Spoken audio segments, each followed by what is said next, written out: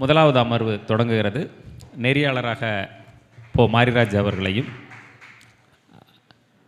கவிதை தொடர்பான ஒரு தொடக்க உரை வழங்க எழுத்தாளர் சண்முகவேல் அவர்களையும், தமிழ்துறை தலைவர் அவர்களையும் மேடைக்கு அழைக்கும்.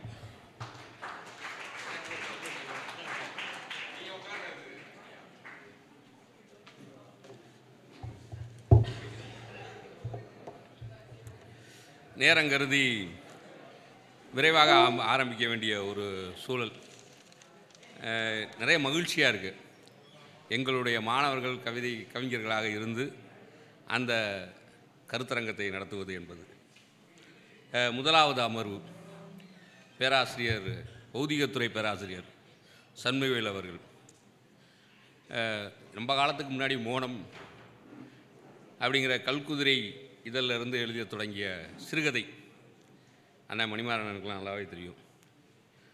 பல்வேறு இலக்கிய வாசிப்புகள், தொடர்ச்சியாக திறனாய்வு கட்டுரைகள், நவீனத்தை பற்றி எனக்கு அறிமுகம் செய்த ஒரு ஆசிரியர். பல காலங்களில் நாங்கள் இன்னும் உட்கார்ந்து பேசுகிற பொழுது கந்தர்வனை பற்றியும் ஆத்மநாம் பற்றியும் ஆதவனுடைய கதைகளை பற்றியும் பகிர்ந்து கொண்ட நினைவுகளோடு, இவரை பற்றி சொல்லணும்னா நிறையா சொல்லிட்டாங்க, அதனால் நான் திரும்ப திரும்ப சொல்ல வேணுங்கிற அவசியம் கிடையாது. அதனால் நேரடியாக நெறி அந்த பகுதிக்கு போகலாம்னு நினைக்கிறேன். ஜெயகாந்தன் சொன்னது மட்டும் எனக்கு ஞாபகத்துக்கு வருது. அனுபவத்தால் அறிந்து அந்த அனுபவத்தை பிறர் அறியும்படி செய்து அதன் விளைவை ஏற்படுத்தும்படி அறிய செய்வதுதான் இலக்கியம், இலக்கியத்தினுடைய பயனும் அப்படின்னு சொல்லியிருக்கிறார். இது எப்போ சொன்னோன்னா 70s சில நேரங்களில் சில மனிதர்கள் எழுதுகிற பொழுது தற்செயலாக காலையில் தான் எனக்கு ஞாபகத்துக்கு வந்தது. அதனுடைய முன்னுரையில் சொல்லியிருப்பார். ஒரு காலத்தில் இந்த நவீன கவிதை உலகம் அப்படிங்கிறது எங்கள் தமிழாசிரியர்களை பொறுத்தளவு என்ன சொல்லுவோன்னா, ஒரு காலத்தில் மக்கள் தூக்கி பிடிக்காது என்று ஒதுக்கியதை இன்று இந்த கவிதை உலகம் தூக்கி பிடித்து கொண்டிருக்கிறது. அதுதான் உண்மை. தூக்கி பிடித்து கொண்டிருக்கிறது. இன்று அதை இன்னொரு பரிமாணத்துக்கு கொண்டு சென்று ஒரு கோபுரத்தினுடைய உச்சியிலே வைத்து பார்ப்பது போல எங்கள் மாணவர்களாகிய கவிஞர்களையே நாங்கள் இந்த கருத்தரங்கத்துக்கு அழைத்து கோபுரத்தினுடைய உச்சிக்கு நாங்கள் அழைத்து சென்றிருக்கின்றோம். இன்னும் சொல்லப்போனால் பேராசிரியர் சண்முகவேல் ஐயாவை பற்றி சொல்வதற்கு நிறைய பேசிட்டாங்க, அதனால தான் அவரை பற்றி நான் சொல்லாமே இருக்கேன். நான் இன்று இந்த கவிதையை பற்றி காலையிலே கவிஞர் வண்ணதாசன் பாராட்டுரை நல்கியிருந்தார். திருநெல்வேலியிலிருந்து, நெல்லையிலிருந்து. அது அழைப்புதல் பார்த்துருப்பார் போல். அழைப்புதலை பார்த்துட்டு ஒரு நல்ல முன்னெடுப்பு, தமிழ்நாட்டினுடைய சிறந்த நிகழ்வு அப்படின்னு பாராட்டியிருந்தார். இந்த கைத்தட்டில் நல்லா கவிஞர் வண்ணதாசன்லாம் பாராட்டுறதுங்கிறது பெரிய விஷயம்.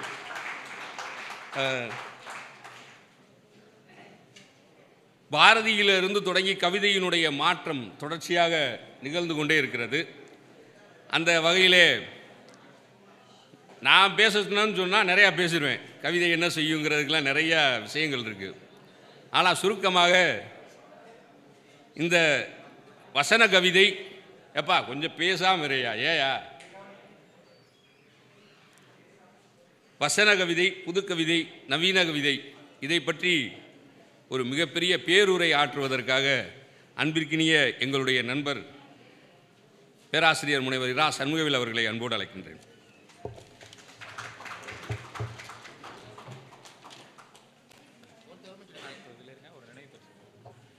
நண்பர்களே,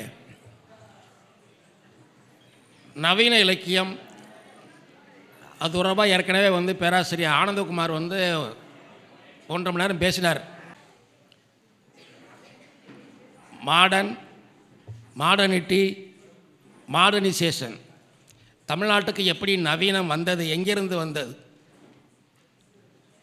இது தொடர்பாக ஒரு விரிவுரை நிகழப்போகிறது. கொஞ்சம் பொறுப்பாக கேளுங்க. ஏன்னா நவீன இலக்கியங்கிற பேரில் 3ஆம் ஆண்டு மாணவர்களுக்கு பாடம் இருக்குது. இந்த நவீனங்கிறத எப்படி விளக்குறாங்கன்னு சரியாக கேட்டுக்கிறேங்க. கையில் வந்து நோட்டு கொடுத்தாச்சா, அரிய வாய்ப்பு, சரியாக பயன்படுத்திக்கிறேங்க. பேராசிரியர் சண்முகவேல் அவர்களுக்கு இந்த நினைவு பரிசினை வழங்குவதற்கு தமிழ்துறை பேராசிரியர் ஜீவா அவர்களை அன்புடன்.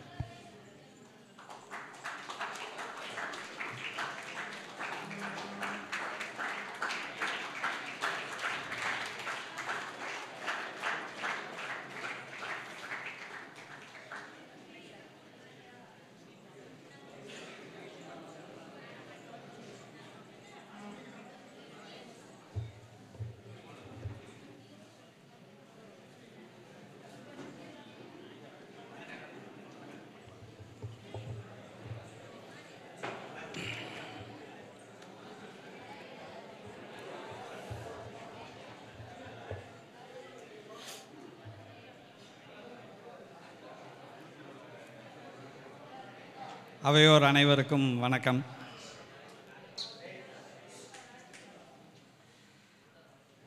புலமை சான்ற பெரியோர்களும் துறைபோகிய அறிஞர்களும் அதிநவீன கவிஞர்களும் கொலுவீற்றிருக்கும் இந்த கொள்ளர் வீதியிலே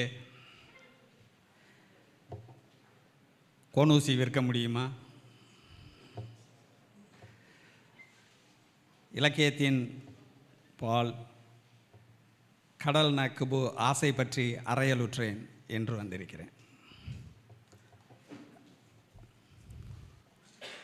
இது ராமகாதையில் வர்ற ஒரு வரி, முதல் பாட்டில் வர்ற வரி. பூனை வந்து பார்க்கடலை குடித்து முடிச்சிரும் அப்படின்னு சொல்லி ஆசைப்பட்டுச்சுன்னு சொல்லிட்டு ராமனுடைய கதையை சொல்ல முடியும், என்னால் சொல்ல முடியுமா? இருந்தாலும் ஆசை பற்றி அறையலுற்றேன்னு கம்பர் சொல்கிறார். இது ஏன் இப்போ இந்த பாட்டு சொன்னேன்னா, சரி தமிழ் துறைக்கு வந்திருக்கோம், தமிழ் பாட்டு மாதிரி ஏதாவது சொல்லுவோமே நினச்சேன். அப்போ தான் நீங்கள் எல்லாம் மதிப்பீங்க அப்படின்னு. அதனால் பயப்பட வேண்டாம், இனிமேல் பயங்கரமாக இருக்கும்.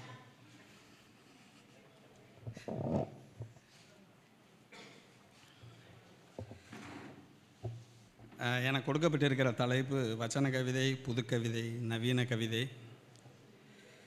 இது ஒரு மாதிரி ஒரு பொருள் பன்மொழி. ஏன்னா இதை விளக்குவதற்கு முன்னால் வந்து ஒரு சிறிய சம்பவத்தை சொல்ல ஆசைப்பட்றேன். மணி என்னப்பா 11:21. போன வாரம் என்னுடைய வகுப்பில் வந்து ஸ்க்ரீன் டு கூலும் பொட்டன்ஷியல் ஃபிசிக்ஸில் இருந்தால் வந்து தமிழுக்கு வர முடியும். ஏன்னு வைங்க, இப்போ இந்த நம்முடைய இசைக்கோர்வையில் வந்து சரிகம பாத நீ என்ன சால ஆரம்பித்து சாலை வரும், அது இடத்துக்கு வருதல்னு சொல்லுவாங்க. இடத்துக்கு வந்துடுவேன் கண்டிப்பாக. ஸ்க்ரீன் டு கூலும் பொட்டன்ஷியல், அது டயலெக்ட்ரிக் ஃபங்க்ஷன் பற்றின ஒரு பாடம். உங்களுக்கெல்லாம் தெரியும், அறிவியலின் மொழி எது?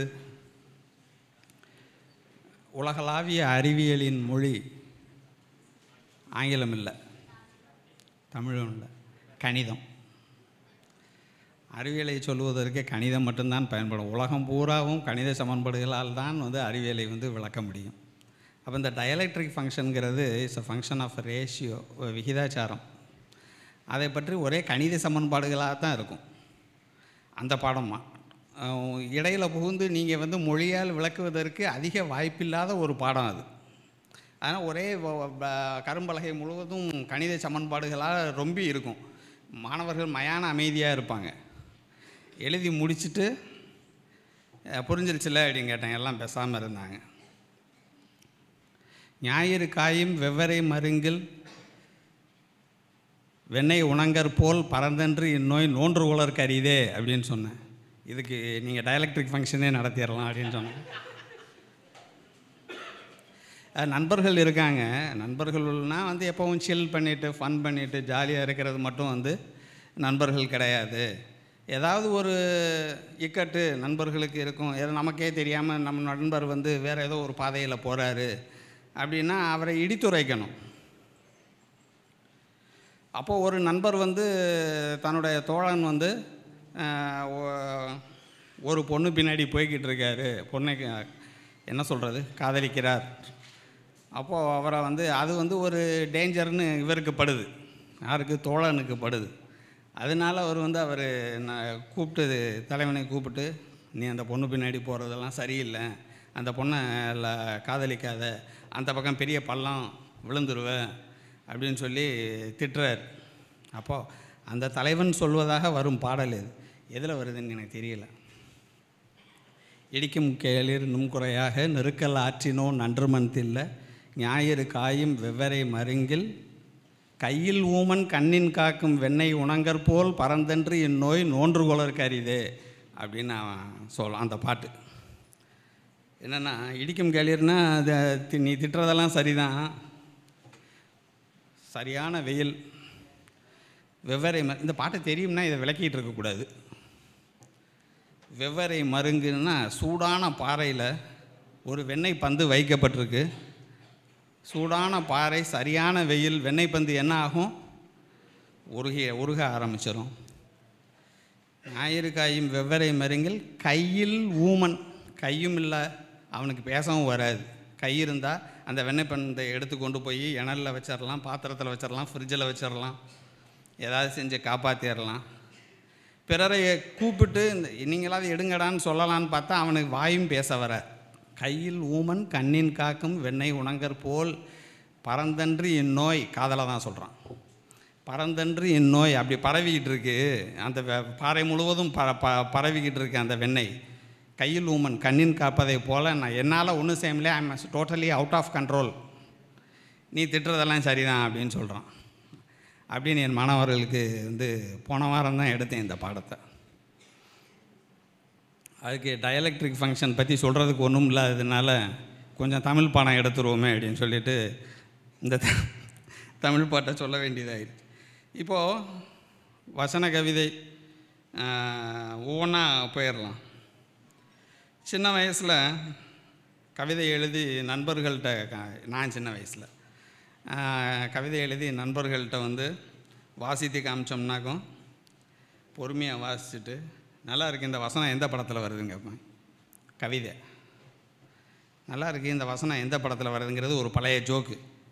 ஏன்னா அவர் அதை கவிதையாக மதிக்கலைங்க, அதனால் அந்த மாதிரி ஒரு கமெண்ட் சொல்லுவாங்க. ஆனால் வசன கவிதைன்னு ஒரு வகைமையே இருக்குங்கிறது இந்த தலைமுறைக்கு அதிர்ச்சியாக இருக்கும்னு நினைக்கிறேன். ஆனால் அப்படி ஒரு வகைமை இருந்து அழிந்து போன உயிரினமாக மாறிவிட்டது. சரி, வசனம் ஒன்று கவிதையை போல இருந்துடக்கூடாதா? அல்லது ஒரு கவிதை தான் வசனங்களால் ஆக்கப்படக்கூடாதா? மக்சிம் கார்கியோட ஜிப்சி நாவல்னு நான் நினைக்கிறேன். அந்த நாவலில் ஒரு வரி வருது, ஐ cannot describe her beauty in words, but I can play it on a violin. அவர் லவ் பண்ணுற அந்த பொண்ணோட அழகினை விவரிப்பதற்கு வார்த்தைகளால் முடியவில்லை, அவருடைய மொழியால் முடியவில்லை.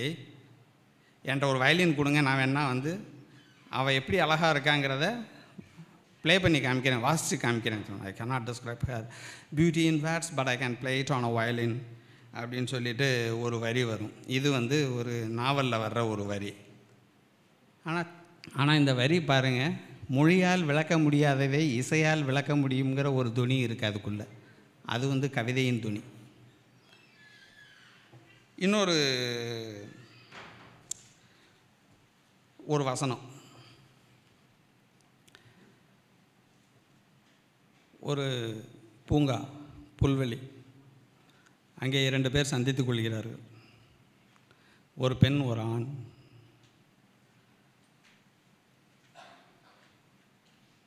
ரெண்டு பேரும் அமர்ந்திருக்கிறார்கள். இப்படி தான் பொழுது போகுது, எதுவும் பேசாமல். அப்போது சரி, ஆண் பெண் ஆணப்படுவாள் இல்லையா? ஆண் அழகான புல்வெளி என்பது அவன். அந்த வரி 2 வரியிலும் இப்படி தான் இருக்கும். அழகான புல்வெளி என்பது அவன், ஆம் என்பது அவள். 2 வரி. அவன் என்ன சொல்கிறான்? ஒரு பூங்கா, புல்வெளி, தனிமை, 2 பேர் அமர்ந்திருக்கிறார்கள். வெகு நேரம் பேச்சில்லை, என்ன பேசுகிறதுன்னு தெரியலை. அப்போது அவன் அழகான புல்வெளி இல்லை அப்படின்னு சொல்கிறான். அவன் ஆமாம் அப்படின்னு சொல்கிறான். அவ்வளோதான். இது ஒரு கவிதை, வசனத்தில் தான் இருக்குது. வசனம் இது. ஆனால் இதில் ஒரு இதுக்கு பின்னாடி இந்த ரெண்டு வரி மட்டும்தான் எழுதப்பட்டிருக்கு. இது ஆத்மானாமோட தொகுப்பில் தனக்கு பிடித்த வரிகளாக ஆத்மானாம் குறிப்பிட்டு நிறைய பாடல்களை வரிசைப்படுத்துகிறாரு, சில வரிகளை வரிசைப்படுத்துகிறாரு. அப்படி வரிசைப்படுத்தும் போது இந்த 2 வரியை எழுதியிருக்காரு, கொடுத்துருக்காரு, அவரோட ரெஃபரன்ஸுக்கு கொடுத்துருக்காரு. இது பார்த்திங்கன்னா இதில் அடுக்கு மொழியில் ஒன்றும் கிடையாது. ஆனால் இது 2 வரி ஒரு கவிதையாக மாறிடுது. அதுக்கு பின்னாடி இருக்கிற எல்லா விவரணைகளையும் வந்து நமக்கு தெரிஞ்சிருது. அந்த புல்வெளி நமக்கு கற்புலன் ஆகுது.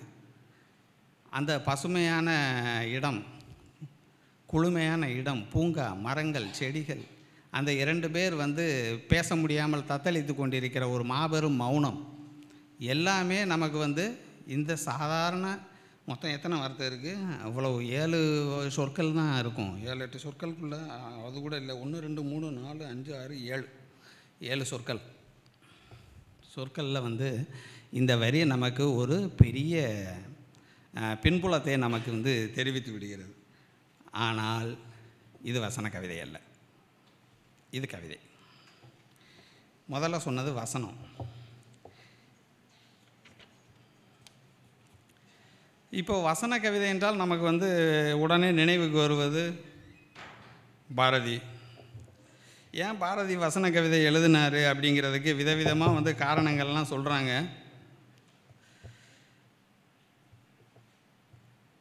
வள்ளிக்கண்ணனே வந்து நிறையெல்லாம் குறிப்பிடுறாரு. வால்ட் விட்மன் வந்து புலியின் இதழ்கள் எழுதினார்.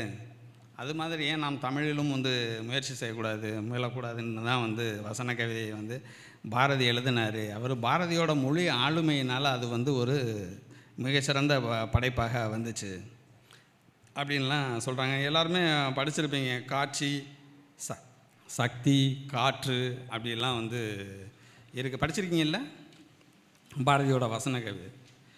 காட்சி, முதற்கிளை இன்பம், இவ்வுலகம் இனியது, இதில் உள்ள வான் இனிமையுடைத்து, காற்றும் இனிது, தீ இனிது, நீர் இனிது, நிலம் இனிது, ஞாயிறு நன்று, திங்களும் நன்று, வானத்து சுடர்களெல்லாம் மிக இனியன, மழை இனிது, மின்னல் இனிது, இப்படி போகுது. இப்போ படிக்க சொன்னோம்னா நம்ம வந்து களைப்பாயிருவோம்னு நினைக்கிறேன், டயர்டாயிரும். அப்போது வந்து அது ஒரு பெரிய தாக்கத்தை ஏற்படுத்துச்சு. அப்புறம் நான் பிச்சைமூர்த்தி இவங்க புதுக்கவிதை முன்னோர்னு சொன்னாலும் கூட அவங்கெல்லாம் வந்து நேரடியாக இதற்கப்புறம் வந்து வசன கவிதையெல்லாம் முயற்சி பண்ணி பார்த்துட்டு தான் வந்தாங்க. காணாசுவே மயன்கிற பேரில் வந்து கவிதை எழுதினார். ஆனால் படிக்கணும்னு நினைக்காதீங்க, டைம் வேஸ்ட் ஆகிரும். நமக்கு ரொம்ப கம்மியான காலங்கள் தான் கொடுக்கப்பட்டிருக்கு.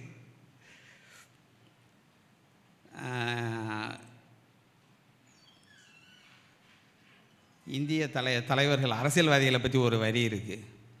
ஓ இப்படி தான் இருக்கும். ஓன்னு எழுதாமல் கவிதையை அந்த காலத்தில் எழுதவே முடியாது.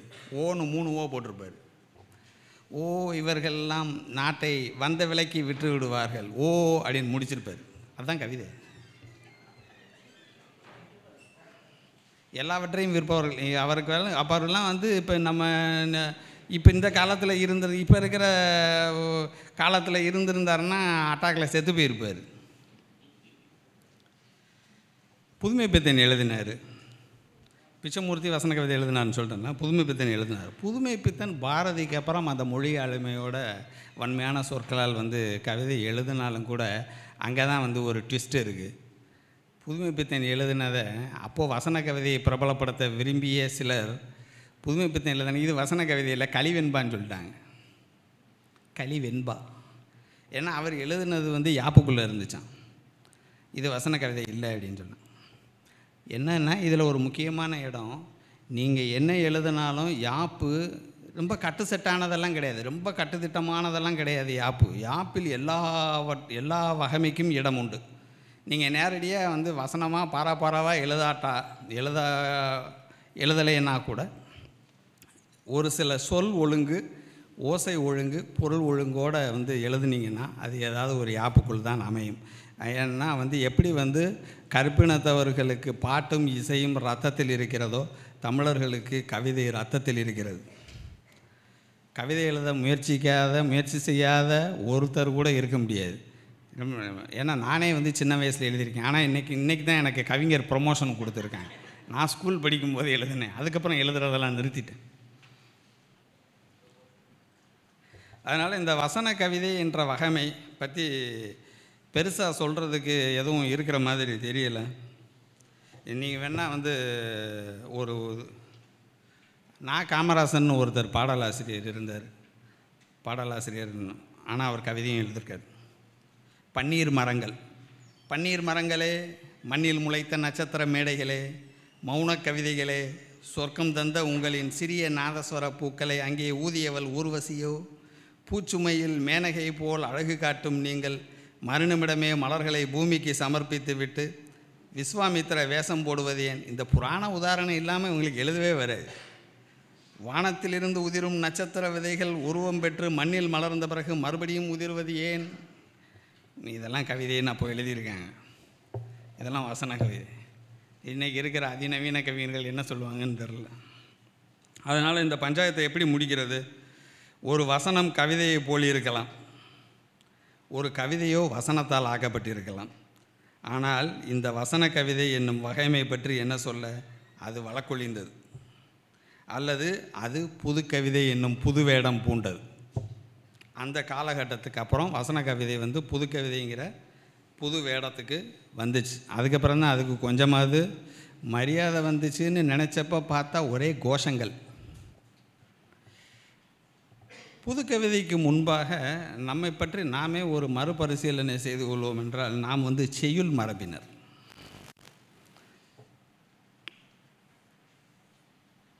கவிதைக்கும் செய்யுளுக்கும் வந்து வேறுபாடு உங்களுக்கெல்லாம் தெரியும்னு நினைக்கிறேன்.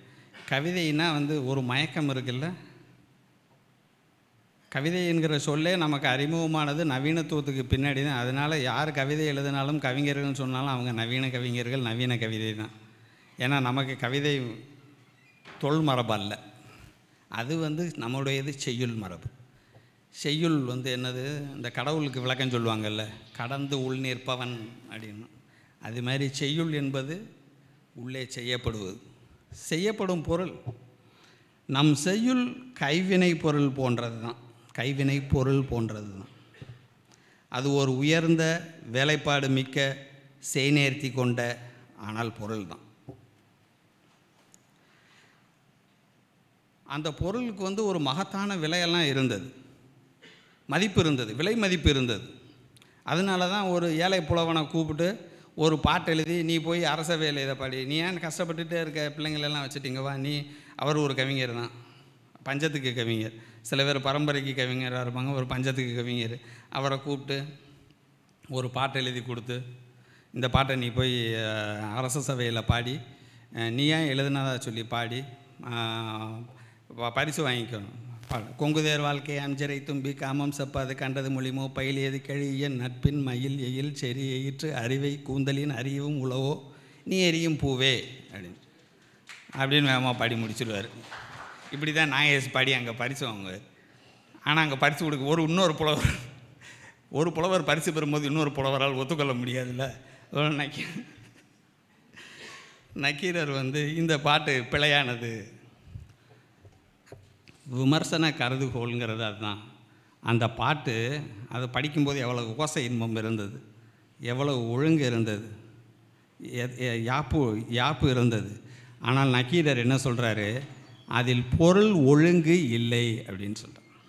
அதன் பொருள் ஒழுங்கில் இல்லை. இந்த விவாதம்லாம் நீங்கள் விளையாடல் வாசனம்லாம் கேட்க மாட்டீங்க. பெண்களுடைய கூந்தலுக்கு இயற்கையிலே மனம் இல்லையா அப்படிங்கிறது தான் அந்த பாட்டுக்கு பொருள் நான் சொல்ல போகிறதில்ல. எதுக்கு சொல்ல வந்தேன்னா, அந்த பாட்டில் ஒரு விமர்சன மரபு தொடக்கி வைக்கப்படுறது. இன்னொன்று, ஒரு இவ்வளவு அழகான கொங்குதேர் வாழ்க்கை சிறை தும்பி, அழகான சிறகுகள் உள்ள தும்பியே அப்படி ஆரம்பிக்குது அந்த பாட்டு. ஒவ்வொரு வரியும் செறி எயிற்று அறிவை நெருங்கிய பல்வரிசை. ஏன்னா இப்போ பூரா டென்டிஸ்ட்டுகள்கிட்ட பூரா வரிசையில் நிற்கிறோம்ல, பல்வரிசை ஒழுங்காக இல்லாமல். செறி எயிற்று அறிவை கூந்தல், செறிவான பற்களை உடைய அறிவைனா அது ஒரு ஏஜ் குரூப்பில் இல்லை ஒரு பெண். அப்படியெல்லாம் வந்து என்ன அழகாக இருக்குது அந்த சொற்பிரயோகங்கள்லாம், எவ்வளோ அழகாக இருக்குது. இப்பேற்பட்ட கவிதையும் ஒருத்தர் கூப்பிட்டுங்கவா உன் பாட்டில் குற்றம் இருக்குது, அதில் பொருள் ஒழுங்கு சரியில்லை, நீ போயிட்டு சரியாக கேட்டுவா அப்படின்னு சொல்லிட்டு திருப்பி அனுப்பிச்சிடுவாங்க.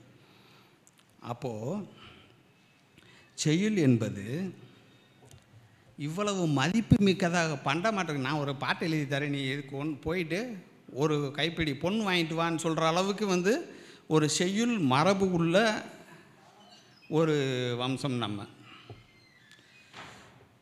இதுதான் சங்க மரபு. தலைவன் தலைவியை பிரிந்து பொருள் வையின் பிரிவுன்னெலாம் படிச்சிருப்பீங்கல்ல. பொருள் வையின் பிரிவு எப்போவுமே லவ் பண்ணிட்டே இருக்க முடியாதுல்ல, சம்பாதிக்கணும்ல, துட்டு வேணும் லவ் பண்ணுறதுக்கு. அதனால் அவர் சம்பாதிக்கிறதுக்கு போயிடுறாரு. எப்போ போகிறாருன்னு போகும்போது என்ன சொல்லிட்டு போகிறாரு, கார்காலம் வருவதற்குள் வந்து விடுவேன் அப்படின்னு சொல்லிட்டு போகிறாரு. மழைக்காலம் வருவதற்கும் வந்துடுவேன் அப்படின்னு சொல்லிட்டு போகிறாரு. ஆமாம், மழை வரலை. நம்மால் எப்படி சொன்னதை காப்பாற்ற மாட்டான்ல, வரலை. தோழி சொல்கிறா தலைவிட்ட, கொன்றையெல்லாம் பூத்து விட்டது, கொன்றை மரங்கள் பூத்து விட்டது. கொன்றை மரம் பூத்துச்சுன்னா என்ன அர்த்தம், கார்காலம் வந்துருச்சுன்னு அர்த்தம். கார்காலம் வரும்போது தான் கொன்றை மரங்கள் பூக்கும்.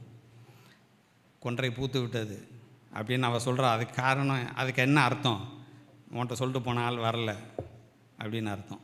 தலைவி சொல்கிறா, காணம் கார் என கூறினும் யானோ தேரேன் அவர் பொய் வழங்கலரே அப்படிங்கிற.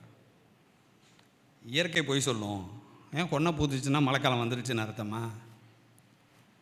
காணம் கார் என கூறினும் யானோ தேரேன், நான் நம்ப மாட்டேன், அவன் சொல்கிறது தான் நம்புவேன். எவ்வளவு யாராக இருந்திருக்கா பாருங்க. யானோ தேரேன் அவர் பொய் வழங்கலரே. இயற்கை லவ், காதல். இயற்கைக்கு எதிராக தன் அன்பை நிறுத்துகிறா. இப்படிப்பட்ட கவிதை செய்யுள் இது செய்யுள் தான். அதெல்லாம் அப்போல்லாம் நம்ம அதை கவிதைன்னுலாம் சொல்லலை. இது ஒரு செய்யப்படும் பொருள் அப்படிங்கிறதே ஒரு அதிர்ச்சி மதிப்பாக இருந்தாலும் கூட, கவிதை என்பது நீ என்ன, நாட் ஒன்லி கவிதை அல்லது நீங்கள் நாவல் எழுதுனீங்கனாலும் சரி, சிறுகதை எழுதுனீங்கனாலும் சரி, அது எல்லாம் செய்யப்படும் பொருள் தான். படைப்பாளி, ஆதர் இஸ் டெட், அது not only god, author is also dead. படைப்பு. இந்த பாப்லோ நெருடாவோட ஒரு படம் இருக்கும், இப்போ படம் பேர் மறந்து போயிடுச்சு. பாப்லோ நெருடாவோட பயோகிராஃபிக்கல் படம் ஒன்று. அந்த படத்தில் தலைவரோட பேசும்போது சொன்னார் இல்லையா, படைப்புகள் பொது சொத்து அப்படின்னு. அதுக்காக ஞாபகம் வந்தது. அதில் நெருடா ஒரு இடத்துல தங்கியிருப்பார். அவர் வீடு மலை உச்சியில் இருக்கும். அந்த வீட்டுக்கு நெருடா கவிஞர், ஒரு உலக பிரசித்தி பெற்ற கவிஞர் இல்லையா பாப்லோ நெருடா. அவருக்கு தினந்தோறும் கடிதங்கள் வரும், பதிப்பாளர்கள்ட்டேருந்து வரும், ரசிகர்கள்ட்டேருந்து வரும், அப்படி நிறையா கடிதங்கள் வரும்ல. ஆனால் அது ஒரு ரிமோட் வில்லேஜ், அந்த கிராமத்தில் அவர் தங்கியிருப்பார். ஒரே ஒரு போஸ்ட்மேன், ஒரே ஒரு குறுக்கல் மாதிரி அந்த ஊருக்கு ஒரே ஒரு போஸ்ட்மேன் மலை மேலே ஏறி அவருக்கு போஸ்ட்டை கொடுத்துட்டு போவான். அப்போது அவர் கவிஞர்னு அவனுக்கும் தெரியும். அவன் ஒரு பொண்ணை அந்த ஊரில் லவ் பண்ணுவான். அப்போது அந்த பொண்ணு அவனை மதிக்கவே மாட்டா, கண்டுக்கவே மாட்டா. அந்த காதலுக்கு நெருடாவுக்கு அப்பப்போ ஆலோசனையெல்லாம் வேறு கேட்டுக்கிடுவான். இவர் அப்படி இப்படின்னு ஏதாவது சொல்லி சமாளித்து லெட்டர் அவன்கிட்ட கைப்பற்றி அவனை அனுப்புறதுல தான் இருப்பார். அப்போது ஒரு தடவை அந்த போஸ்ட்மேன் பாப்புலர் நெருடாட்ட சொல்லுவான், உங்கள் கவிதையெல்லாம் எழுதி கொடுத்தேன், இன்னும் மதிக்க மாட்டேங்கிறா அப்படின்னு. நீ ஏன்டா என் கவிதையை எழுதி கொடுத்த அப்படிங்கப்ப அவன் போஸ்ட்மேன் அதிர்ச்சியாக திரும்பி பார்ப்பான். நீங்கள் கவிதை எழுதிட்டீங்கன்னா அது படிக்கிறவன் சொத்து, உங்கள் சொத்து கிடையாது, யார் வேணால் அதை பயன்படுத்தலாம் அப்படின்னு சொல்லுவோம். அது அந்த படத்தில் ஒரு முக்கியமான கட்டம். பாப்புலர் நேரடாவே அதிர்ச்சியாக பார்ப்பார். ஓ, இப்படி ஒரு லாஜிக் இருக்கா, ரைட்டு, சரி விடு அப்படின்னு. அது மாதிரி கவிதை என்பது செய்யப்படும் பொருள், செய்யுள் என்பது செய்யப்படும் பொருள் தான். அதுக்கு பெரிய புனித பிம்பம்லாம் ஒன்றும் கிடையாது அப்படிங்கிறத சொல்கிறதுக்கு நமக்கு பின் அமைப்பியல் பின்னவீனத்துவ காலகட்டம் வரைக்கும்லாம் வெயிட் பண்ண வேண்டியதில்லை. பின்னமைப்பியல் வந்ததுக்கப்புறம் தான் படைப்புன்னெலாம் ஒன்றும் கிடையாது, அது ஒரு செய்யப்படும் பொருள். அதுக்கு வேணால் அது ஒரு மதிப்பு முன்ன பின்ன இருக்கலாம், ஆனால் அது ஒரு பொருள் தான். அதுக்கு பெருசாக கோயில் சிலை மாதிரி புனித பிம்பங்கள்லாம் ஏன் கோயில் சிலை மாதிரி புனித பிம்பங்கள் எதுக்கு வந்துச்சு? இப்போ பார்த்தீங்கன்னா வந்து பக்தி இலக்கிய காலகட்டத்தில் வந்து அத்தானி மண்டபம்னு இருக்கும். அத்தானி மண்டபத்தில் அரங்கேற்றப்பட்ட நம் மொழி கருவறைகள் அனுமதிக்கப்படவில்லைங்கிறதையும் நம்ம ஞாபகம் வச்சுக்கிறணும். அர்த்த மண்டபத்தில் வந்து நீங்கள் வந்து உங்களுடைய படைப்புகளை அரங்கேற்றலாம். ஆனால் கருவறையில் உள்ளே இருக்கக்கூடிய சுவாமிக்கு அந்த மொழி வந்து ஒதுக்கப்பட்டது இல்லையா? அதனால தான் ஆண்டாள் வெளியில் இருந்துகிட்டே கற்பூரம் நாருமோ கமலப்பூ நாருமோ அந்த திருப்பவளை செவ்வாய் தான் தித்தி இருக்குமோ, அவளை விட்டுருந்தா அவளே போய் தெரிஞ்சிருப்பாள்ல. அதை விடாததுனால தானே வந்து வெளியில் நின்று சொல்கிறா இல்லையா? அவளை அனுமதிக்கலை. அதனால தான் வெளியிலிருந்தே அத்தானி மண்டபம் வரைக்கும் தான் உங்கள் எந்த உயர்ந்த படைப்புக்கும் அனுமதி. முற்றோதுதல் இருந்தது, அது சைவ வழக்கம். பிரபந்த பாராயணம் இருந்தது, அது வந்து வைணவ வழக்கம். இப்படியெல்லாம் வந்து இருந்துச்சு. இப்போவும் அந்த மொழி அழகு நம்மை வசீகரிக்கிறது. அது கூறும் ஆன்மீகம் நமக்கு உவப்பானதாகவோ இல்லாமலோ இருக்கலாம். ஆனால் ஆண்டாளுடைய கவிதைகளை நம்மால் எந்த காலத்திலும் புறக்கணிக்க முடியாது இல்லையா? அதனுடைய கவிதை மதிப்புக்காகவே நாம் காலங்காலமாக திருப்பாவையையும் நாச்சியார் மொழியையும் வந்து பாராயணம் பண்ணிகிட்டே தான் இருப்போம்.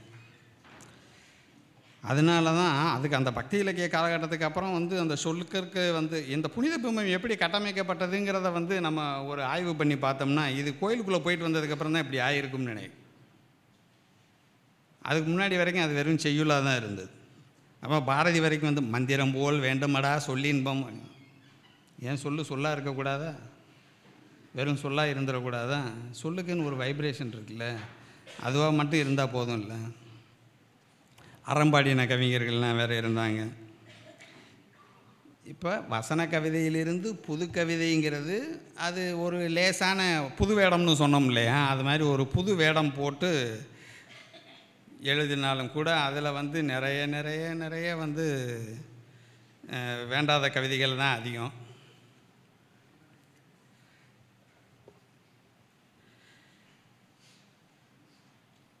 மரபிலும் புதுக்கவிதை வடிவத்திலும் துடிப்பான கவிதைகள் எழுதினது பாரதியும் புதுமைப்பித்தனும் தான்.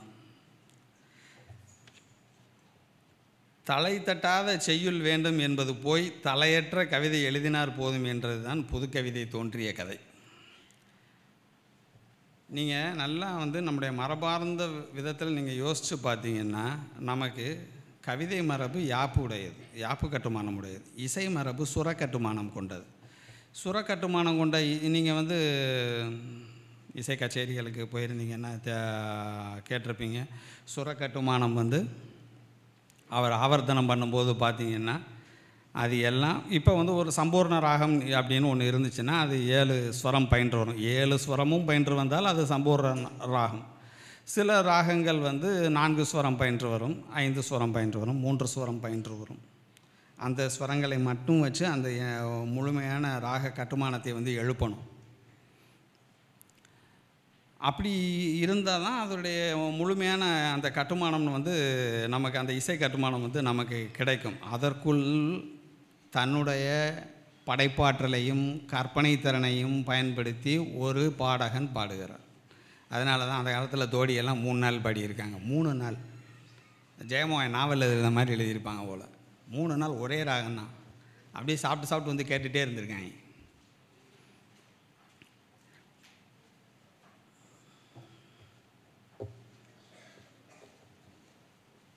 இந்த கட்டுமானத்துக்குள் அதுக்கு பேர் மனோதர்மம்னு சொல்லும். 5 ஸ்வரம் பயின்று வரும்னா 5 ஸ்வரத்திற்குள் அந்த ராக கட்டுமானத்தை உருவாக்க வேண்டும். அதற்குள் தன் படைப்பாற்றலை வெளிப்படுத்தக்கூடியவன் தான் வந்து ஒரு நல்ல பெரிய சங்கீத வித்வானாக மதிக்கப்படுறான். அதுபோல் தான் நமக்கு செய்யுள் மரபும் அப்படி இருந்தது. ஒரு யாப்புங்கிறது வந்து ஒரு கட்டுமானம். அதற்குன்னு ஒரு அழகு இருக்குது, ஒரு இலக்கணம் இருக்குது. அதற்குள் தன் படைப்பாற்றலை வந்து வெளியிட முடியுமா அப்படின்னு சோதித்து பார்ப்பது தான் வந்து ஒரு படைப்பாளிக்கு எதிராக முன்னே இருக்கக்கூடிய பெரிய சவாலாக இருந்திருக்கு. அப்புறம் வந்து ஆனால் இதுக்காக வந்து யாப்பு தெரியாதவங்க தான் புது கவிதையும் இதுவும் எழுதுனாங்கன்னெலாம் சொல்ல வரலை. உங்களுக்கு தெரியும், இந்த யாப்புக்குள் இருக்கிற கவிதைகள் சாதித்ததுக்கு இணையாக நவீன கவிஞர்கள் சாதித்திருக்கிறார்கள். நான் உங்களுக்கு அதை வந்து அடுத்து நிரூபித்து காமிப்பேன். இதில் என்ன பிரச்சனை வந்துடுதுன்னா, நமக்கு ஒரு பெரிய 5000 வருட மரபு இருக்கு இல்லையா, அதனால் வந்து யாப்புக்குள் நாம் என்னெல்லாம் செஞ்சோம், எப்படியெல்லாம் நம்முடைய மொழி இருந்ததுங்கிறத வந்து மறந்து போய். இப்போ அந்த கோபிநாத்னு ஒருத்தர் இருக்கார்ல, அவர் வந்து என்னது நீயே நான் நடத்துவார். அவர் வந்து ஒரு லண்டனுக்கு போனார். லண்டனில் ஒரு பொண்ணை பார்த்து வந்து ஏதோ கேட்பார், எங்கேருந்து வந்திருக்கீங்கன்னு அவர் கேட்பார். அந்த பொண்ணு லண்டன் பக்கத்தில் ஏதோ ஒரு ஊரை சொல்லுது. நீங்கள் எங்கேருந்து வந்திருக்கீங்கன்னு அந்த பொண்ணு கேட்குது. இவர் வந்து நான் தமிழ்நாடு இந்தியா அப்படின்னு சொல்கிறாரு. தமிழ் அப்படின்னு அந்த பொண்ணு திரும்பி கேட்குது. இவருக்கு அது தமிழ்னு இன்னொரு பிற மொழி பேசுகிற ஒரு பெண், நல்ல அழகான பெண். கேட்ட உடனே இவருக்கு வந்து பயங்கர உற்சாகமாகிடுது. தமிழ் தெரியுமா அப்படின்னு கேட்குறாரு. அந்த பொண்ணு அடுத்த அதிர்ச்சி, திருவள்ளுவர் அப்படிங்குது. திருவள்ளுவர் அந்த பொண்ணு தெரிஞ்சிருக்கு. லண்டனில் இருக்கிற ஒரு பொண்ணு வந்து திருவள்ளுவர் தெரிஞ்சிருக்கு. இவருக்கு வந்து நிற்க முடியலை, எக்ஸைட்டட் ஆகிட்டார். நான் உங்களுக்கு ஒரு திருக்குறள் சொல்லித்தரேன் அப்படின்னு சொல்லிட்டு ஒரு திருக்குறள் சொல்லித்தரார். துப்பாருக்கு துப்பாய துப்பாக்கி, துப்பாருக்கு துப்பாய தூவும் மலை அப்படின்னு ஒரு அந்த குறள் இருக்குல்ல, அதில் துப்பாக்கின்னு ஒரு சொல் இருக்குல்ல, அதுக்கு என்ன பொருள்? அவர் துப்பாக்கின்னு சொல்லும்போது அந்த பொண்ணுக்கு சொல்ல வரல, தூன்னு சொல்லுது. துப்பாக்கி கன் அப்படிங்கிறார். துப்பாக்கிக்கு என்ன பொருள்? அந்த பொண்ணு என்னைக்காவது வந்து தமிழ் படித்து படிக்காமல் வச்சுக்குவோம், துப்பாக்கிக்கு வேறு பொருள் அந்த பொருள் தெரிஞ்சிச்சுன்னா என்ன நினைக்கும்? இவர் ஒரு பெரிய பிரபலஸ்தர் வேறு. துப்பாக்கின்னா என்ன பொருள் இல்லையா அந்த குறளில் இருக்கிற துப்பாக்கிக்கு?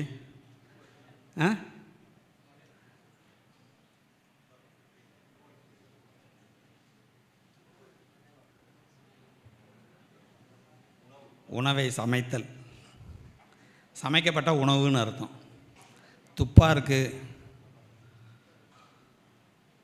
உணவை உண்பவர்களுக்கு துப்பாய உணவினை சமைத்து, துப்பாக்கி உப்பை துப்பு ஆக்கி, தெரிஞ்சிருச்சுல, சோறு ஆக்கு அப்படிங்கிற மாதிரி துப்பு ஆக்கி உணவினை சமைத்து, உணவு தகுந்தவாறு சமைத்து கொடுப்பதற்கு மழைநீர் உதவுவது போல் அந்த மழைநீர் தானே உணவாகவும் இருக்குது. அந்த மழைநீர் வெறும் தானே உணவாக, அதை தண்ணி குடிக்கிறோம்ல, சாப்பிட்டு தண்ணி குடிக்கிறோம். மழைநீர் தானே உணவாக இருப்பது மட்டுமல்லாமல் நாம் என்ன உணவெல்லாம் சமைக்க விரும்புகிறோமோ அந்த உணவை சமைப்பதற்குரிய கூடுதல் இடுபொருளாகவும் இருக்குங்கிறதான் அந்த குறளோடைய அர்த்தம். இவர் அந்த குறளை இங்கிலீஷ்கார பொண்ணுக்கு சொல்லித்தரேன்னு சொல்லிட்டு போய் துப்பாக்கி கன் அப்படிங்கார். அதே மாதிரி இப்போ மறந்து போச்சு, நம்ம செக்ரட்டரி கூட அருமையாக வந்து பாட்டெல்லாம் சினிமா பாட்டெல்லாம் பாடினார். அது மாதிரி ஒரு விஷால் பாட்டில் ஏதோ செவ்வாயின்னு வரும், அவன் மேலே காமிப்பான், செவ்வாய் கிரகத்தை காமிக்கிறாரான். அது ஏதோ செவ்வாய் முத்தம்னா ஏதோ ஒரு பாட்டு வரும், அவன் மேலே காமிப்பான், செவ்வாய் கிரகத்தை இப்படி தான் வந்து தவறுதலை காமிக்குது. இப்போ புது கவிதை வந்து ஒரு புது கவிதையில் ஃப்ளேவர் சொல்லணும்னு சொன்னால் நமக்கு வந்து மிக நன்றாக தெரிந்த கலாப்பிரியா, விக்ரமாதித்தன், கல்யாணி எல்லாம் இந்த 3 பேருமே வந்து திருநெல்வேலி ஆட்கள், திருநெல்வேலி குலதெய்வங்கள். வசன கவிதைகளை மேம்படுத்தி புது கவிதைகளாக மாற்றிய திருநெல்வேலி குலதெய்வங்கள்னு அவங்கள பற்றி எழுதி வச்சுருங்க. சமயவேலும் இதே காலகட்டத்தை சேர்ந்தவர் தானாலும் கூட அவர் அப்படி சொல்ல முடியாது. அவர் ஒரு விதமான நவீன கவிதைக்கு நகர்ந்துட்டார். இப்போ இந்த 3 பேரையும் எப்படி வந்து கேட்டகரைஸ் பண்ணுறதுன்னு பார்த்தா, அழகுக்கு கல்யாணி, அதிர்ச்சிக்கு கலாப்பிரியா, விக்ரமாதித்தன் வந்து ஒரு அழகான ராட்சசி ஏற்கிற மாதிரி அந்த ஆள் வந்து ஒரு அழகான ராட்சசன். சொற்கள் பிரயோகம்லாம் பார்த்திங்கன்னா வந்து அவர் ஒரு கவிதை, அவரோட ஒரு 2 வரி இருக்குது. எனக்கு நண்பர்களே கிடையாது, அதை விட மோசம் என் நண்பர்கள் பாடு. என்ன வரி ஓகே, எனக்கு நண்பர்களே கிடையாது, வருத்தமாக இருக்கியா, என்ன நான் பரவாயில்ல, என்னை விட மோசம் என் நண்பர்கள் பாடு. என்ன சொல்ல வராருந்தாலும் அதுதான் கவிதை. இப்படி எழுதுகிறவர் இன்னொரு மாதிரியும் எழுதியிருப்பார்.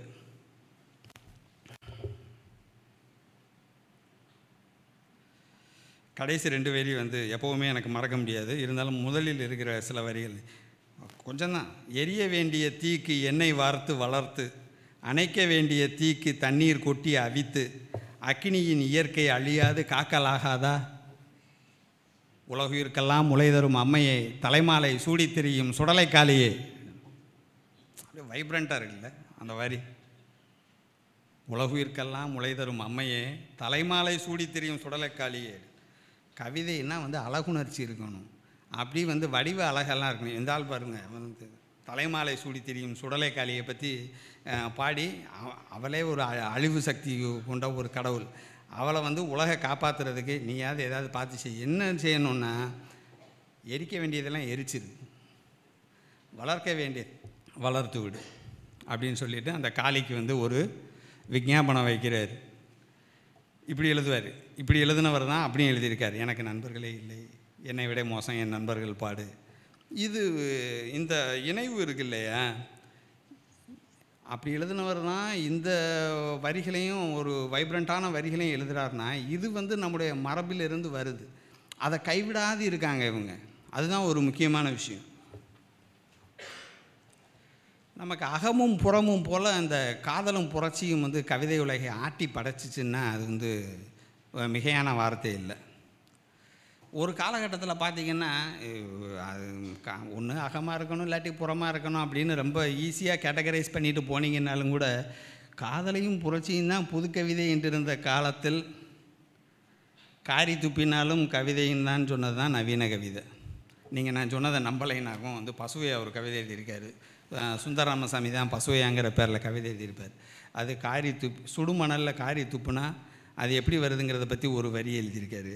என்னது, சுடுமணலில் மல்லிகை மொக்கென சுருளும் அப்படின்னு எழுதியிருக்காரு. ஓமையை பற்றிங்களா கவிதை. நவீன கவிஞர்கள் என்ன தான் செய்வாங்கன்னு வந்து எவனும் ப்ரிடிக்ட் பண்ண முடியாது. எப்படி இருந்த கவிதையை வந்து எங்கே கொண்டு வந்து நிறுத்தியிருக்காங்க பாருங்கள். இப்படியெல்லாம் வந்து எழுதினது. நவீன கவிதையின் வேறுபாடுங்கிறது வந்து புது கவிதையிலிருந்து நவீன கவிதையின் வேறுபாடுங்கிறது வந்து இன்னொரு விதமானது. காதலும் புரட்சியுமாக தான் புது கவிதை இருந்துச்சுன்னா, புரட்சியின் மதிப்பை நம்ம குறைக்கலை, இந்த கவிஞர்கள் தான் குறைச்சாங்க. ஃபெமினிஸ்ட் கவிதைகள், வறுமைக்கு எதிரான கவிதைகள், தினமலர்காரங்க கூட ஒரு 4 வரி எழுதி கவிதை காரணருங்கிறான் அப்படின்னு சொல்லலான்னு பார்த்தேன். ஒருத்தர் நான் தினமலர் கவிதை தான் படிப்பேன்ட்டு போயிட்டார்.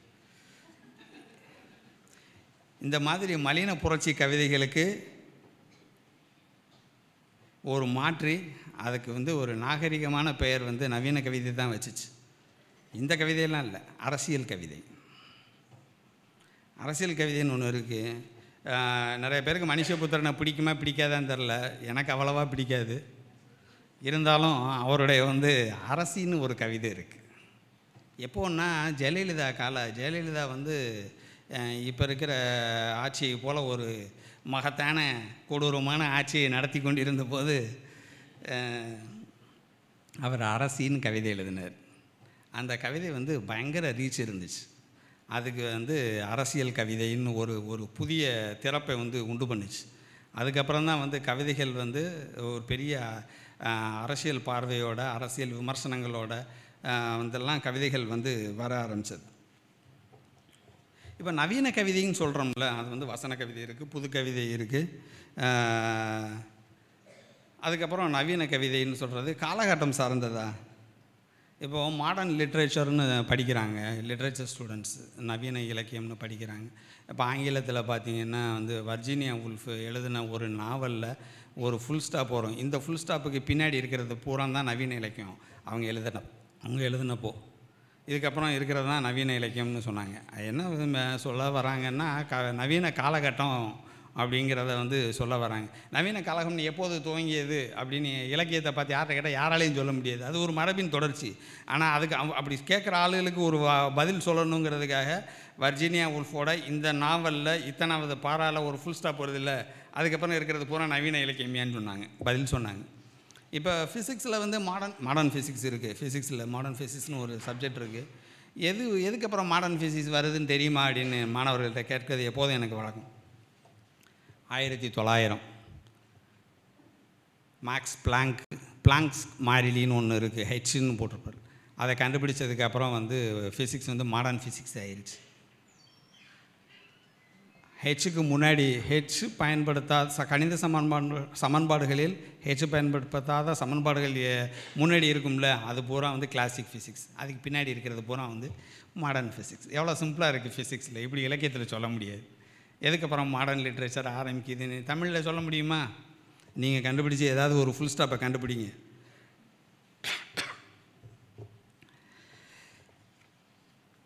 அப்போ நவீன கவிதைங்கிறது வந்து இப்போ காதலை சொல்லிச்சு கவிதை, புரட்சியை சொல்லுது, ஏதோ ஒரு கருத்தை சொல்லுது, ஏதோ ஒரு கருத்து வந்து கம்யூனிகேட் ஆகணும் அப்படிங்கிறதெல்லாம் வந்து புதுக்கவிதை காலகட்டம்.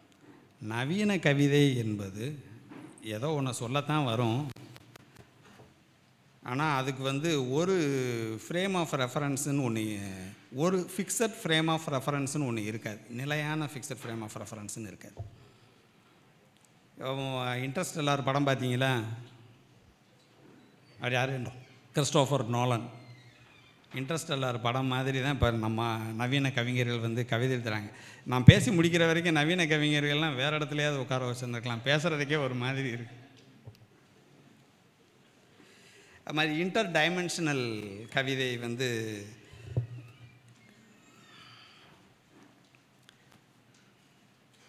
கிருபா ஒரு கவிதை எழுதியிருக்காரு. அது வந்து நவீன கவிதையாக இல்லையான்னு நீங்கள் தான் சொல்லணும். முதலில் அண்ணன்கள் கைவிட்டார்கள், பிறகு காதலிகள் கைவிட்டார்கள், முடிவில் தம்பி தங்கைகள் கைவிட்டார்கள். இத்தோடு நிறுத்தி கொள்ளவில்லை, இன்னும் தொடர்ந்தது கைவிடல் படலம். இறுதியாக அவனே கைவிட்டான். கவிதை இங்கே முடிஞ்சிருக்கலாம். அடுத்த வரி கிருபா எழுதுகிறாரு, அதற்கு பிறகுதான் நிகழ்ந்தது அற்புதம்.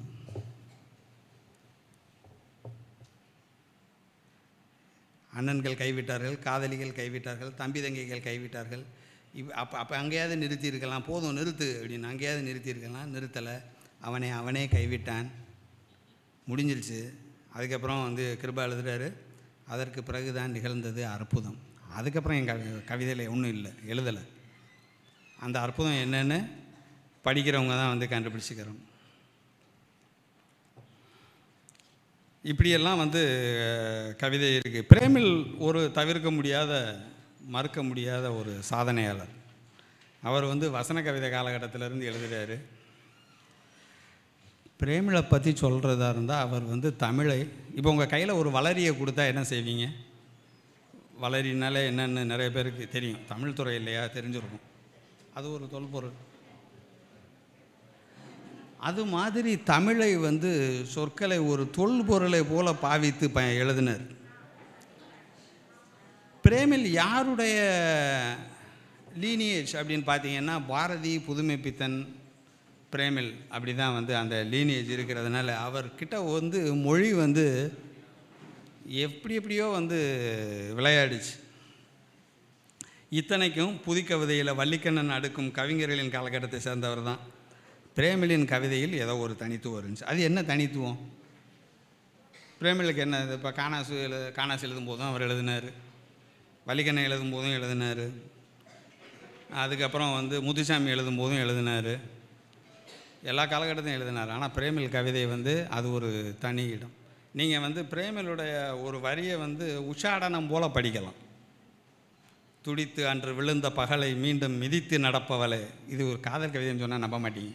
காதல் கவிதை இல்லை, அது ஒரு மாதிரியான காதல் கவிதை. துடித்து அன்று விழுந்த பகலை மீண்டும் மிதித்து நடப்பவளே அப்படின்னு ஒரு கவிதை. எப்படி அதில் ஒரு ஒரு ஒழுங்கு இருக்க, ஒரு ஓசை ஒழுங்கு இருக்க, நயம் இருக்க. ஆனால் அதுக்கு அதனுடைய அர்த்தத்திற்குள் நீங்கள் புகுந்தீங்கன்னா வேறு மாதிரி இருக்கும். அவர் வந்து காதலியை பார்த்து பாடல, அவர் ஏதோ பழைய லவ் ஃபெயிலியரு, அதை ஞாபகப்படுத்துகிற மாதிரி ஒரு பொண்ணு வந்து இப்போ வந்து அவர்கிட்ட வந்து சிக்னல் காமிக்குது. அவர் அந்த பொண்ணுக்கு இவர் இதை சொல்கிறார், துடித்து அன்று விழுந்த பகலை மீண்டும் மிதித்து நடப்பவளே அப்படிங்கிறது. பேசாமல் போயிரு அப்படிங்கிறது. அதுதான் அந்த கவிதை. அந்த மிஸ்டிசம் வந்து பிரேமிலுக்கு வந்து ஒரு அனாயாசமாக வந்து அதை பயன்படுத்தினார். யாராலும் அதுக்கப்புறம் வந்து அந்த சொல் ஒழுங்கோடும் மொழி அழகோடும் அந்த மிஸ்டிசத்தை வந்து தமிழில் பயன்படுத்த முடியலை. யாப்பை கைவிட்டது போல் அந்த நாம் வந்து அந்த மாதிரியான ஒரு மந்திர சொற்களை வந்து கைவிட்டுட்டு இப்போ வந்து நம்ம செல்வசங்கரன், விஷ்ணு, நரன் மாதிரியானவங்கெல்லாம் வந்து நான் வந்து அகராதியில் என்ன வார்த்தை இருக்கோ சொல்லு இருக்கோ அந்த சொல்ல தான் கவிதைக்கும் பயன்படுத்துவேன். சரி, நின்று அப்படின்னு நின்று தான் இருக்கும். நெடுமரம் போல் நின்றான் அப்படியெல்லாம் ஒன்றும் எழுத மாட்டாங்க. அவ்வளோதான் எழுதலாம். நீங்கள் வந்து நேரடியாக போய் அகராதியை பார்க்க வேண்டிய தேவையே இல்லாத, அகராதியில் வரிசைப்படுத்தப்பட்டிருக்கிற சொற்களை மட்டுமே கொண்டு ஒரு கவிதையை வந்து எழுதுகிறாங்க. இதுக்கு இவங்களுக்கெல்லாம் வந்து முன்னாடி ஒருத்தர் இருக்கார்,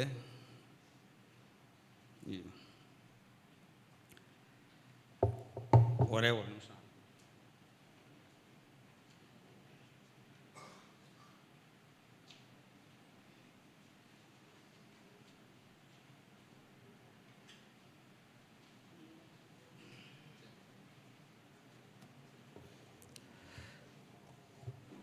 தேவதச்சன்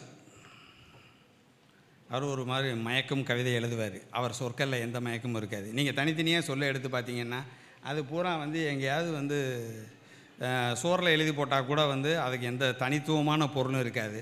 ஆனால் அவர் சொற்களை இணைத்து, சாதாரண சொற்களை இணைத்து ஒரு கலைப்பொருளாக மாற்றி விடுகிற ஒரு மந்திர வித்தைக்காரர். ஒரு கவிதை சொல்கிறேன் பாருங்களேன். புற்களுக்கு மேலே நடக்காதீர்கள் என்கிறது அறிவிப்பு பலகை. சரி, இனிமேல் புற்கள் கூடவே நடக்க துவங்குவேன் நான்.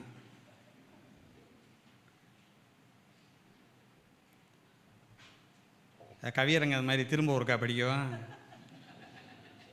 வெறும் சாதாரண வார்த்தை தான், எப்படி கவிதையை சாதிக்கிறாரு பாருங்க.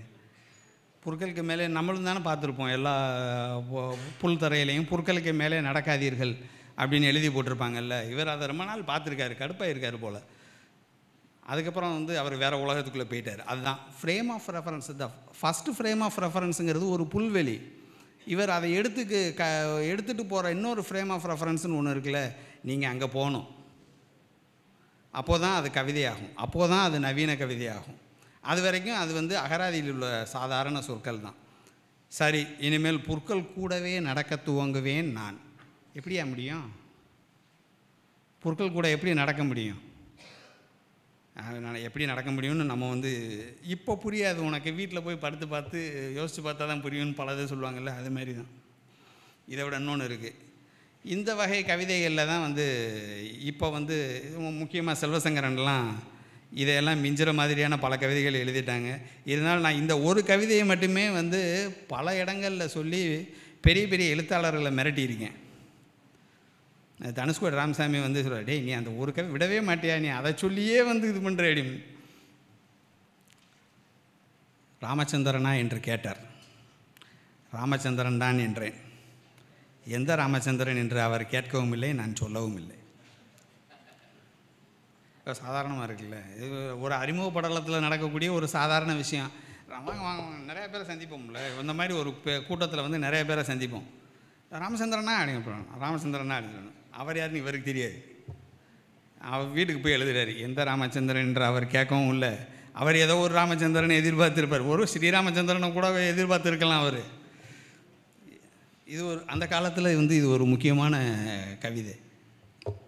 இப்படியெல்லாம் வந்து நவீன கவிதை இருந்தது. நேரம் ஆயிடுச்சோ? ஓகே, நான் முடிச்சிட்றேன். என்டி ராஜ்குமார்னு ஒருத்தர் எழுதினார். நீங்களாம் அவர் வந்த பேக்ரவுண்டெல்லாம் கேட்டிங்கன்னா வந்து பயங்கரமாக இருக்கும். பில்லி சூனியம் வைப்பாங்க, அதெல்லாம் கேள்விப்பட்டிருப்பீங்களே, இப்போ பார்த்துருக்க மாட்டீங்க. அதுக்குன்னு ஒரு ஃபேமிலி பரம்பரையெல்லாம் இருப்பாங்க. அந்த மாதிரியான குடும்பத்திலேருந்து வந்த ஒருத்தர் தமிழில் கவிதை எழுதியிருக்கார், ராஜ்குமார். அவள் பாரதி சொன்னதான் ஞாபகம் வந்துச்சு, மந்திரம் போல் வேண்டுமாடா சொல்லின்போம்னா நேரடியாக இருந்தாலும் அங்கேருந்தே வந்துட்டாரே அப்படின்னு.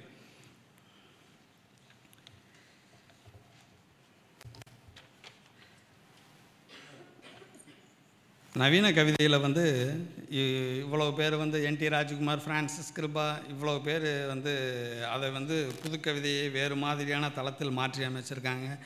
பெண்களை பற்றி சொல்லலைன்னா கோச்சுக்குருவாங்க. குட்டி ரேவதி இருக்காங்க, தமிழ்நதி, பெருந்தேவி. எதிர்கவிதை காலகட்டத்தில் வாழ்ந்துகிட்டு இருக்கோங்கிறத மறந்துடாங்க தமிழ்துறை மாணவர்களே. எதிர்கவிதைன்னு ஒரு வகைமை இருக்குது. எப்போயாவது முடிஞ்சால் படித்து பாருங்கள், அப்புறமா அங்கிட்ட அதை தூர போட்டுருங்க. இப்போ படிக்க முடியாது. அதை பெருந்தேவியெல்லாம் ஒரு கவிதை எழுதினாங்க. செர்ரிகள் பூக்கும் வசந்தோற்சவம் நடக்கிறது, அதனை காண ஆத்மா வேண்டும், என்னிடமோ இருக்கிறது. அவங்க அந்த ஒரு பேராசிரியை, அவங்க வந்து அமெரிக்காவில் இருக்காங்க. அப்போது எழுதின ஒரு கவிதை அது. ஷெர்ரி பூக்களின் வசந்தோற்சவம் நடக்கிறது, அதனை காண ஆத்மா வேண்டும், என்னிடமோ செல்ஃபோன் தான் இருக்கிறது. ஏன் அப்படி ஒன்று எழுதுகிறாங்க? ஏன்னா எங்கே போனாலும் என்ன கிடைச்சாலும் நம்ம செல்ஃபோனில் அதை கேப்சர் பண்ணணும்னு பார்க்குறோமே தவிர ஆத்மாவினால் அதை காண்பது இல்லைங்கிறது தான். ஆத்மா இருக்கா இல்லைங்கிறது வேறு விஷயம். நவீன கவிதையில் முக்கியமாக இன்னொரு தவிர்க்க முடியாத இந்த காலகட்டத்தை, இந்த போக்கினை தீர்மானித்ததில் பிரம்மராஜன் ஒருத்தர். ஆனால் அவர் எழுதின கவிதைகளால் தான் அதை சாதிச்சாரான்னு சொல்ல முடியாது. அவர் நல்ல கவிதைகள்லாம் எழுதியிருக்காரு, டிஜிட்டல் கவிதைகள்லாம் எழுதியிருக்காரு. நீங்கள் எலக்ட்ரானிக்ஸில் ஆர்வம் உள்ளவங்கள்லாம் அவர் கவிதையை படித்து பார்க்கலாம். நீங்கள் உலக கவிதை தொகுப்புன்னு ஒரு கவிதை தொகுப்பு போட்டிருக்கு. போபாலில் ஒரு பெரிய துயர சம்பவம் நடந்ததில்ல. இந்த கதையை கேள்விப்பட்டீங்கன்னா உங்களுக்கு ரொம்ப அதிர்ச்சியாக இருக்கும். போபாலில் ஒரு துயர சம்பவம் நடந்தது 1980களில். விஷவாயு தாக்கி மக்கள் பெருமளவு பலியானாங்க. அதுக்கு முக்கிய காரணமான ஆண்டர்சனுங்கிற அந்த கம்பெனி, என்னமோ கார்ஃபைடு, அந்த கம்பெனி ஓனரை நம்ம அரசாங்கம் என்ன பண்ணிச்சுன்னா பத்திரமா ஃப்ளைட் ஏற்றி அனுப்பிச்சி விட்டானுங்க. போயிரு அப்படின்ட்டு நம்ம மக்கள் தான் செத்து போனாங்க. இது ஒரு அரசியலில் ஒரு விதமான அசூயான ஒரு சூழ்நிலையை தோற்றுவித்தது. இதை அப்போது இருந்த அரசாங்கம் இதை அப்படி ஒரு மாதிரி இன்டலெக்சுவல்ஸை கூப்பிட்டு சமாதானப்படுத்திட்டா எல்லாம் சரியாயிரும் அப்படின்னு தவறாக நினச்சாங்க. அது சரியானதோ இல்லையோ, அது தமிழுக்கு ஒரு பெரிய வரப்பிரசாதமாக இருந்தது. போபாலில் நடந்துச்சு. ஏன்னா அந்த போபாலில் நடந்த இன்டர்நேஷ்னல் பொயட்ரி கான்ஃபரன்ஸ் நடந்துச்சு. உலக அளவிலான கவிஞர்களின் மாநாடு நடந்தது. அதன் அந்த மாநாட்டு பின்னோட்டாக மாநாடு முடிந்ததும் அங்கே இருக்கிற உலக கவிஞர்கள் கவிதை வாசித்தாங்க. நிறைய பேர் பெரிய ஆளுமைகள் கவிதை வாசித்தாங்க. அந்த கவிதையை அந்தந்த மொழிகளில், இந்திய மொழிகளில் மொழிபெயர்த்து வெளியிடுறதுக்கு நிறைய அரசு நிதி உதவி செஞ்சாங்க. அப்போது தமிழில் பிரம்மராஜன் அந்த நிதியை பெற்று உலக கவிதைங்கிற ஒரு தொகுப்பை வெளியிட்டார். முக்கியமான தொகுப்பு என்னளவில். அந்த தொகுப்பு அவர் மொழிபெயர்த்தது, அந்த மொழி, அந்த மொழிபெயர்ப்பின் நடைமொழி, அது அதற்கப்புறம் அசலாக தமிழில் எழுத வந்த அத்தனை கவிஞர்களையும் பாதித்தது. என்னால் உறுதியாக சொல்ல முடியும், இன்றைக்கி எழுதுகிற எல்லா கவிஞர்களிலும் அந்த தொகுப்பின் பாதிப்பு இருக்கும். இல்லை இப்போ விஷ்ணு நான் அந்த தொகுப்பையே படித்தது, இவன் வாங்கிட்டு போய் என்கிட்ட கொடுத்தியா? நீ அந்த தொகுப்பு கொடுத்துட்டியா? இப்போ ஏதாவது ஒரு கவிஞர் செல்வசங்கரை நான் உலக தொகுப்பெல்லாம் பார்த்ததே இல்லையே, நான் எழுதுறது எப்படி அதோட பாதிப்பில் இருக்கும் அப்படின்னு கேட்கலாம். லாஜிக்காக சரியாக இருக்கும். இருந்தாலும் நமக்கு ஒரு மரபு இருக்கு இல்லையா? நாம் எழுதுனா நான் நேராக என் நாக்கில் சரஸ்வதி எழுதிட்டால எழுதி நீ இனிமேல் கவிதையாக எழுது. எனக்கு இன்றைக்கி நிறைய பேர் கவிஞர்கள் ப்ரொமோஷன் கொடுத்தாங்க. தன்னடக்கத்தினால நான் சரின்னு சொல்லணும், மறுத்து பேசக்கூடாது, இடையில மறுத்து பேசக்கூடாதுன்னு பேசாமல் இருந்தேன். இதை சொல்கிறாங்கங்கிறதுக்காக பேசாமல் இருந்தேன். நான் கவிதையெல்லாம் எழுதலை, கவிதை எழுத மாட்டேன். வேறு டாக்டர் ராமதாஸ் என்னுடைய குடும்பத்திலேருந்து யாரும் இனிமேல் அரசியலுக்கு வரமாட்டார்கள்னு சொன்ன மாதிரி நான் இனிமேல் கவிதையெல்லாம் எழுத மாட்டேன். கவிஞர் இல்லை, நான் கவிஞர்னு ப்ரொமோஷன் கொடுத்துட்டாங்க. நமக்கு ஒரு மரபு இருக்கு இல்லையா? இந்த மரபில் அந்த உலக கவிதை தொகுப்பை படித்து உத்வேகம் பெற்று நிறைய பேர் எழுதுனாங்க. அந்த இதுக்கு முந்தின தலைமுறை, அந்த தலைமுறையிலுடைய கவிதைகளெல்லாம் இப்போது இருக்கிறவங்க படிச்சிருப்பாங்க. இப்படி தான் அது ஒரு டிஎன்ஏ மாதிரி இப்படி தான் அந்த மொழி கடத்தப்படும். அப்படி தான் இப்போ எழுதுகிற கவிஞர்கள் அந்த உலக கவிதை தொகுப்பின் மொழியினடை எப்படியோ சுவீகரித்து கொண்டு அப்படின்னா அதே மாதிரி எழுதுகிறாங்கன்னு அர்த்தம் இல்லை. இந்த யாப்பு எப்படி புதுக்கவிதை யாப்பினை விடுத்து அதே நேரத்தில் தமிழின் தொல் மதிப்பினை உணர்ந்து சொற்களை கொண்டு நவீனத்தை சாதிக்கணுமோ அது மாதிரி நவீன கவிதை இந்த மாதிரியான சொற்களை கொண்டு நவீன கவிதை அமைக்கப்படுகிறது.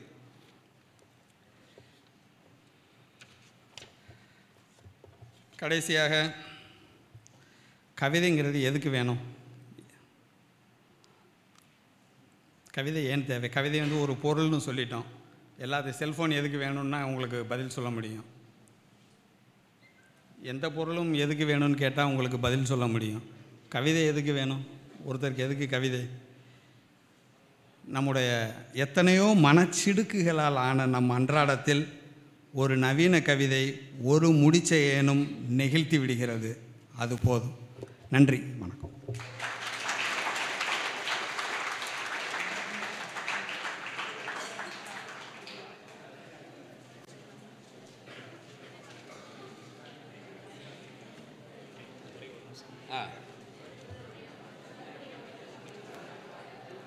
ரொம்ப ஒரு அருமையான நவீன கவிதையை பற்றி ஒரு மிகப்பெரிய விளக்கம். நான் ஒரு 5 பக்கத்துக்கு நோட்ஸ் எடுத்துட்டேன். இனிமேல் நான் இதை எங்கே பேச போனாலும் நான் அதை பயன்படுத்துறதுக்கான வாய்ப்புகள் அதிகமாகிடுச்சு. இவர் சொன்ன ஒரே ஒரு வார்த்தை மட்டும்தான் இப்போ நான் சொல்லி முடிக்க போகிறேன். ஏன்னா எங்கேருந்து எங்கள் துறை தலைவர் 1 நிமிஷம் அப்படின்ட்டார். அடுத்த செஷன் ஆரம்பிக்கணும். ரொம்ப எனக்கு ஆழமாக பதிந்த ஒரு விஷயம். படைப்பாளி சோதித்து பார்க்கும் பொழுது யாப்புக்குள் கட்டமைக்கப்பட்ட கவிதையின் வரிகள் நமக்குள் உணர்வை ஏற்படுத்தியதை விட புது கவிதைகள், நவீன கவிதைகள் நம்முள் பெரிய தாக்கத்தை ஏற்படுத்தியது என்பதை அவனே கைவிட்டான். அதற்கு பிறகுதான் நிகழ்ந்தது அற்புதம். நிச்சயமாக எங்கள் மாணவர்களினுடைய மனதில் ஒரு அற்புதம் இந்த உரையின் வாயிலாக நிகழும் என்பதை கூறி நிறைவு செய்கின்றேன். ஒரு பலத்த கைத்தட்டலோடு பௌதிகத்துறை பேராசிரியர், கவிஞர், எழுத்தாளர், என்னை பொறுத்தவரை மிகச்சிறந்த திறனாய்வாளர், மீண்டும் ஒரு பலத்த கைத்தட்டலோடு நன்றி தெரிவிப்போம் என்று கூறி வாழ்த்துகிறேன். ஒரு அருமையான தொடக்க உரை நிகழ்த்திய பேராசிரியர் அவர்களுக்கும் மிகச் சுருக்கமாக முடித்து வைத்த மாரிராஜ் அவர்களுக்கும் நன்றி.